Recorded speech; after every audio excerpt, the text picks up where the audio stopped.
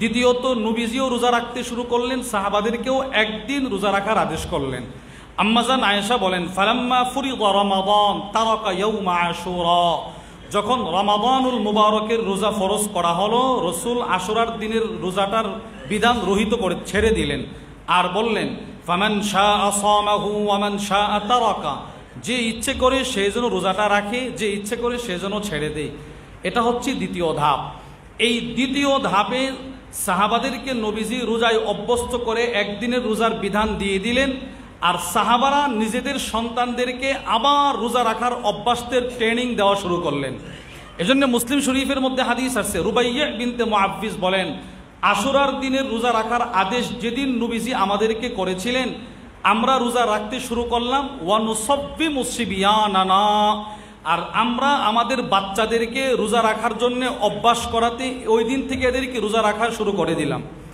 বাচ্চারাও রোজা রাখতে শুরু করলেন। তিনি বলেন, দিন সময় যতই বেড়ে যাচ্ছে ততই বাচ্চাদের কষ্ট হচ্ছে, এরা যেন না কাদাকাদি করে, আমরা এদেরকে খেলনা কিনে দিলাম, যাতে করে খেলনা খেলতে খেলতে ইফতারের সময় হয়ে যায়। এই হলো দুই ধাপ। তৃতীয় ধাপ, আল্লাহ রোজা ফরজ করলেন, ইয়া আইয়ুহাল্লাযীনা আমানু কুতিবা আলাইকুমুস সিয়াম। তৃতীয় ধাপে আল্লাহ রোজা ফরজ করার পরে যারা বড় লোক, সামর্থ্যবান, বা যারা রোজা না রাখলেও চলে, এই রকম একটা অপশন দিয়ে দিয়েছেন, ওয়া আলাল্লাযীনা ইউতীকুনাহু ফিদিয়াতুন তুআমু মিসকিন, যারা রোজা রাখতে না পারবা তোমরা ফিদিয়া দিয়ে দিলে আর কোনো সমস্যা নাই। এটা ছিল তৃতীয় ধাপ। কিন্তু চতুর্থ ধাপ, ফামান শাহিদা মিনকুমুশ শাহরা ফালইয়াসুম, চতুর্থ ধাপে আল্লাহ আর এই অপশন রাখেন নাই, বললেন যারাই এই রমজান পাবে এদেরকেই রোজা রাখতে হবে। এই হলো চার ধাপ। এই রোজাকে আল্লাহ তাআলা দিয়েছেন ফরজ বিধান হিসাবে, আর সাজিয়েছেন নবীজির সুন্নত দিয়ে। আমাদের হযরতওয়ালা অল্প একটু আগে বললেন না যে নবীজির পক্ষ থেকে যেগুলো আসছে এগুলোই শরীয়ত, মারিফত। রসুলের প্রত্যেকটা সুন্নত দিয়ে আল্লাহর প্রত্যেকটা ফরজ বিধানকে সাজাইছেন। যেমন আপনি একটু আগে জোহরের নামাজ পড়ছেন, প্রথমে আপনি নিয়ত বাঁধার পরে সুবহানাকাল্লাহুম্মা ওয়া বিহামদিকা এটা পড়েছেন, এটা সুন্নত। আবার শেষে দুরূদ শরীফ পড়ছেন, সুন্নত। মাঝখানের নামাজটা হচ্ছে ফরজ। শুরু শেষ আল্লাহ তাআলা সুন্নত দিয়ে ফরজ বিধান সাজিয়েছেন। ঠিক ওই রকম রমজানের শুরুতে রাখছেন সাহারি, শেষে রাখছেন ইফতার, দুটোটা হচ্ছে সুন্নত। এই রোজা আমাদের আকাবির বুজুর্গরা কিভাবে কাটিয়েছেন। একজন বুজুর্গ ছিলেন সাহল ইবনে আব্দুল্লাহ আত-তাসতুরি রাহিমাহুল্লাহ, ওনার জীবনী সংক্রান্ত একটা কিতাব আছে। ওনার জীবনী সংক্রান্ত লিখেছেন আব্দুল হালিম মাহমুদ। ওই কিতাবের মধ্যে নিয়ে এসেছেন, ওনার মামা ছিলেন বিখ্যাত আলেম মুহাম্মদ ইবনে সাওয়ার অথবা সাওয়ার। উনি ওনার মামার নামাজ, তাহাজ্জুদের নামাজ দেখা 3 বছর বয়স থেকেই নামাজ শুরু করছেন, সাহল ইবনে আব্দুল্লাহ আত-তাসতুরি। আর 5 বছর বয়স থেকে তিনি পূর্ণাঙ্গভাবে রমজানের রোজা রাখা শুরু করছেন। 5 বছর বয়স। অনেক বড় বুজুর্গ ছিলেন। ওনার একটা তাফসীরের কিতাব আছে, তাফসীরুত তাসতারি। এই কিতাবের মধ্যে আসছে উনি কত বড় বুজুর্গ। সূরাতুত দাহরের একটা আয়াত আছে, ওয়াসাকাহুম রাব্বুহুম শারাবান তাহুরা, আল্লাহ তাআলা জান্নাতীদেরকে শারাবান তাহুরা পান করাবেন। তিনি যখন নামাজে এই আয়াতটি তিলাওয়াত করতেন, ওনার ছাত্ররা বলে, আমাদের উস্তাদ একদিন আমাদেরকে নিয়ে ইশারের নামাজ পড়াচ্ছিলেন। ইশারের নামাজ পড়ানোর সময় উস্তাদ এই আয়াতটা পড়ার সময় ওনার ঠোঁট দিয়ে, ওনার জিহ্বা দিয়ে ঠোঁট থেকে কি যেন চেটে চেটে খাচ্ছিলেন। নামাজ শেষ হওয়ার পরে ছাত্ররা বলল, হাল তাশরাবু শাইআন ফিস সালাত, আপনি কি নামাজে কোনো কিছু পান করছিলেন?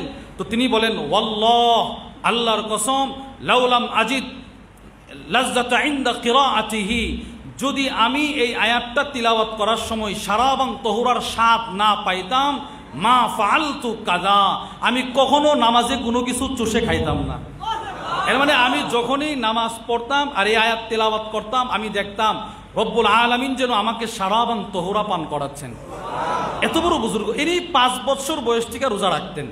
সাহাবা ইকরামের অভ্যাস এরকম ছিলেন, এনারা রসুলের সাথে সাক্ষাৎ করার পূর্ব থেকেই নামাজ রোজায় অভ্যস্ত ছিলেন।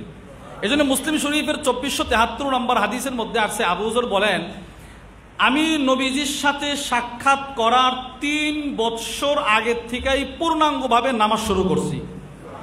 সাল্লাইতু ক্বাবলা আন আলকা রাসূলুল্লাহ সাল্লাল্লাহু আলাইহি ওয়াসাল্লাম বিসালাসি সিনিন, আমি নবীজির সাথে সাক্ষাৎ করার 3 বছর আগের থেকেই নামাজ পড়ছি। এর মানে যদি ওই সময় রোজাও ফরজ থাকতো, তো আবু হুজুর বুঝাইতে চাচ্ছেন আমি রোজাটাও রাখা শুরু করতাম। সাহাবাদের দিনে রোজা, রাতে ছিল কিয়াম। আমি আপনাদেরকে অনেক আগে বলেছিলাম উসমান ইবনে আফফান রাদিয়াল্লাহু তাআলা আনহুর ব্যাপারে আসছে আল মাতালিবুল আলিয়া বিজাওয়াইদিল মাসানিদিস সামানিয়া, আল্লামা ইবনুল হাজার আসকালানির বিখ্যাত হাদিসের কিতাব, ওইটার মধ্যে নিয়ে আসছে আব্দুর রহমান ইবনে উসমান আত-তামিম তিনি বলেন রাআইতু উসমান ইনদাল মাকাম যাত লাইলাতিন, আমি এক রাত্রে মাকামে ইব্রাহিমের সামনে দাঁড়ায় দেখলাম উসমান ইবনে আফফান ইয়াকরাউল কুরআন ফি রাকা, এক রাকাতে গোটা 30 পারা কোরআন পড়ে ফেলছে। এদের রমজান, দিনে ছিল রমজান কোরআন, আবার রাতে ছিল কিয়াম। কি পরিমাণ কিয়াম করছেন! ইমাম আহমদ ইবনে হাম্বলের কিতাব আজ-জুহুদের মধ্যে নিয়ে আসছেন উসমান ইবনে আফফানকে যেদিন শহীদ করা হয়েছে, শহীদ, ওনাকে যখন শহীদ করে বাগিরা চলে যাচ্ছিল, ওনার বিবি বলেছিলেন লাকাদ কতালতুমু, অবশ্যই তোমরা আজকে এমন একজন ব্যক্তিকে হত্যা করেছো, ওয়া ইন্নাহু লা ইউহিল লাইলা কুল্লাহু বিল কুরআন ফি রাকা, আজকেও আমার স্বামী উসমান এক রাকাতে গোটা 30 পারা কোরআন পড়েছে। এজন্য ইমামে নববী রহিমাহুল্লাহ ওনার কিতাব আত-তিবিয়ান ফি আদাবি হামালাতিল কোরআনের মধ্যে লেখেন পৃথিবীর ইতিহাসে যারা সবচাইতে বেশি নামাজে কোরআন তিলাওয়াত করেছেন, এমনকি এক রাকাতে 30 পারা কোরআন খতম করেছেন, এইরকম তিনি গণাবাসা কয়েকজনের নাম আনছেন। এর মধ্যে তিনি সর্বপ্রথম সাহাবাদের মধ্য থেকে যার নামটা নিয়ে আসছেন তিনি হলেন উসমান ইবনে আফফান।